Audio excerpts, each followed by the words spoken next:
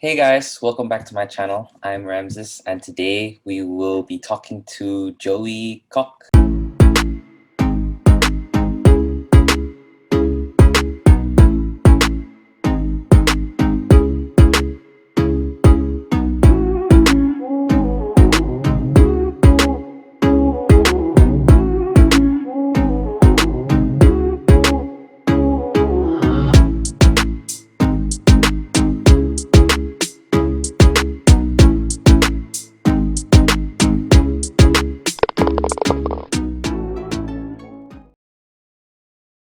She was a member of the Singapore national golf team and a top-ranked Singapore junior golfer. And she was also recruited as a scholarship athlete to play college golf for the UC Berkeley women's golf team. Am I correct? Yep, that's right. Yeah, so how are you today, JoEe? I'm doing well. How are you? Doing good as well. Let's start off with you telling us a little bit more about yourself. Yeah, so I started playing golf when I was about 8 years old and joined the Singapore national team, I think when I was 11 or 12. And then play a lot regionally, and then eventually got a scholarship to play at UC Berkeley. Nice, nice. Uh, can you walk us through your journey from your home country all the way to the US as a student athlete? Yeah, so I started off playing lots of junior tournaments in Singapore, Yeah, played a lot of junior tournaments overseas, just gained a lot of exposure and a lot of experience. And then I traveled to the US once a year ever since I was about 11 years old. And yeah, through tournaments in the US, I understood a little bit more about the college recruitment process, understood a little bit more about the landscape, made friends, and they told me that it was possible to get a scholarship to play in the US. And that's how I started. I reached out and emailed a bunch of college coaches, waited patiently for responses, and kind of just fumbled through and navigated the recruitment process. so you played in tournaments in the US first before knowing about like the college golf and stuff? Yeah, Or that's correct. That's what I did. okay, okay. So looking back at the start of your golf career, when did you start playing and how did you get into it? I started playing golf because my parents wanted me to, just try different sports and get out of the house and be an active kid. So I tried a bunch of sports.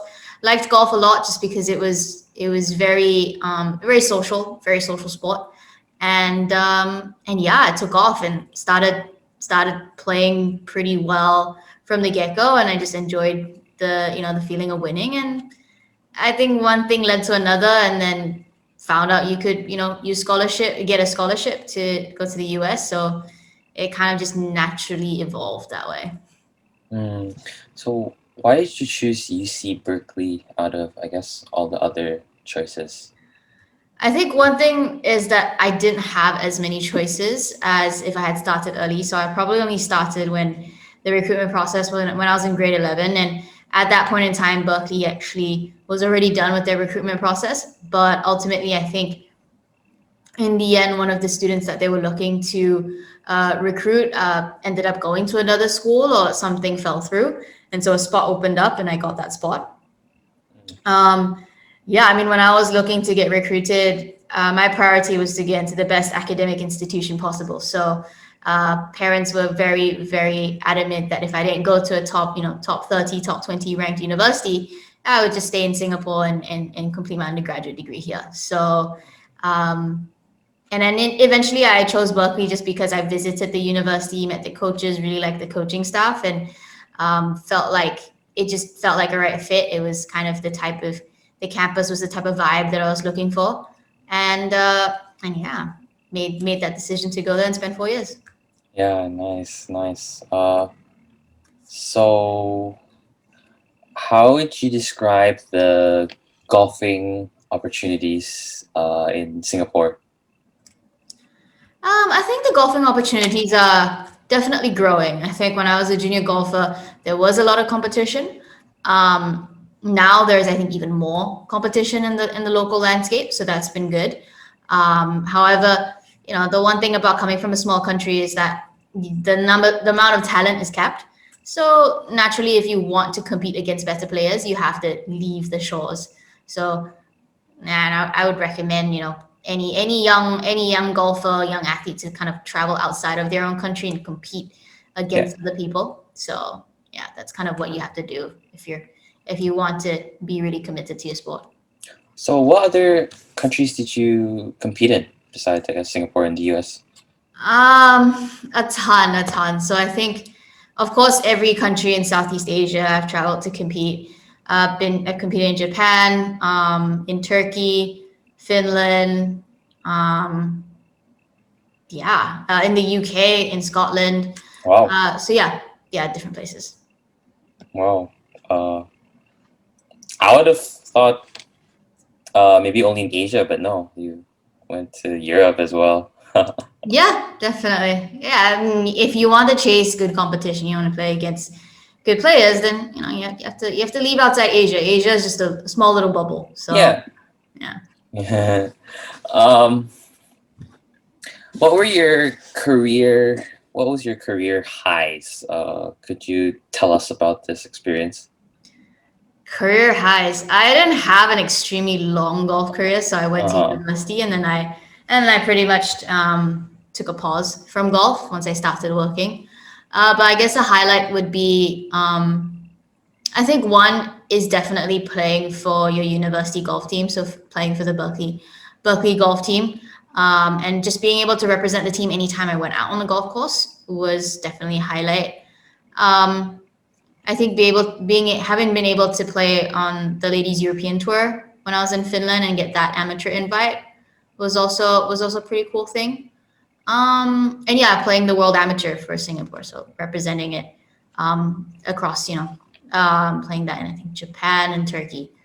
That was pretty cool as well. yeah, that is pretty cool. So since you work now, I'm assuming that you don't intend on going professional, right? Nope, not anytime soon, and never really considered it. Yeah. Yeah, okay. So in university, college, what was your, I guess, typical schedule like? So we had scheduled practice 5 times a week. But basically Monday, Wednesday, Friday, we would go work out from like 6 a.m. to 7 a.m. And then we would head to practice. Practice was from like 8:30 a.m. to about 11:30, 12. And then you had class from 12 p.m. onwards. That was Monday, Wednesday, Friday. And then Tuesday, Thursdays, you had a class in the morning from 8 to 12. And then head out to play 18 holes qualifying. So it's like a internal competition. So you'd play two 18 holes Tuesday, Thursday, and then Saturday you usually have a practice, probably practice like 3 hours or play 9 holes or 18, and then Sunday's like your off day where you catch up on homework. Mm. So in Berkeley, was maintaining high grades important for as like as Yeah, well as definitely, playing? definitely, definitely. I think everyone on the team had like above a 3.2 GPA, so Mhm. I mean, there was expectations to just be a good student. I mean, that's one of the things that the college coach was very clear about when she was recruiting you, is that you had to be a good student. And so yeah, most of us didn't really have an issue with school. Like the reason we chose Berkeley is because we knew that it would be a challenge and we wanted to be tested the highest academic level and in golf. Yeah. Has anyone been your source of motivation across the years of playing golf?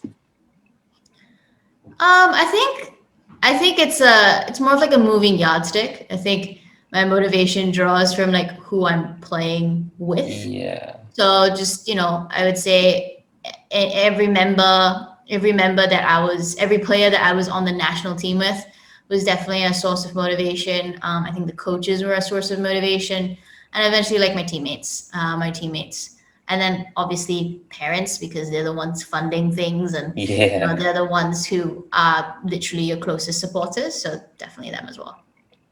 Right. What kind of sacrifices, if any, did you have to make to be able to play golf for UC Berkeley? I think the sacrifices would be sleep, and also, being able to cram in as much social activities um, and like the extracurriculars like outside of golf. Because golf at a Division 1 level, you're definitely playing it. It's kind of like a part-time job. But the thing is that I really enjoyed being on the golf team, and so the golf team became a family. It was kind of like a sorority. So you can't trade one for the other. In the end, like you can only play college sports as an undergraduate. So if I were to pick it over again, I think it's worth the sacrifice, because if you wanted to have like a regular college experience, you can always do that at like a postgraduate level. Yeah, yeah. Um, what are what are some life lessons you've learned from playing golf for a long time? I think just to like persevere, like persevering through whatever the difficulty is. Like if it's a challenge, it's just a momentary setback, and you can always get better. So I think that would be a big one. And then Right. second, probably trusting in yourself that you have what it takes to actually come out on the better end of things. Yeah. Yeah. Okay. Uh, so what advice would you give young kids in Singapore looking to get into competitive golf?